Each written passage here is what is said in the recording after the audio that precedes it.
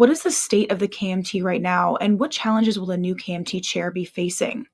The KMT is dealing with two significant issues at the moment. One is how to interact in the legislative yuan, where they combine with the Taiwan People's Party to have a majority. So the challenge they have there is how to interact with the executive yuan as well as the office of the president. The other big challenge facing the Kuomintang at the moment is the effort to recall many of their legislators, which efforts have seemed to have succeeded with the petition signature gathering process, which means many of their legislators are going to face a vote in the coming months to be recalled by the voters in their constituencies.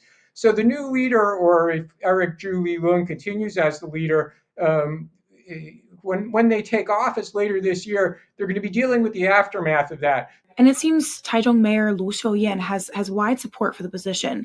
Do you have any sense of what her stances on China and other key issues are?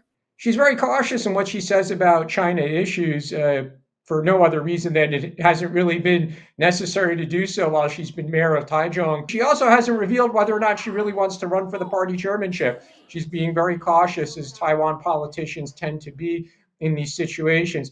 However, if she does declare her candidacy for chairman, I think she would have no choice but to say that she supports the 1992 consensus. That is the official position of the party. And the people who tend to vote in party chairman elections, the party members who are most enthusiastic about that kind of thing and are actually going to show up to vote. What is your sense of the KMT's chances in future elections? It's kind of hard to measure the support for the Kuomintang. I mean, there are surveys that often show that the Kuomintang or the DPP, their support levels are in the 20s or the high teens. These things tend to vary considerably. But then it really doesn't inform us how voters are going to vote in the local election in 2026. Because again, the Kuomintang, despite on a national level often seeming to be low in the polls, they've done very well in the last two local elections. So they probably should have some confidence that they'll do well again in the local elections. They seem to still have the network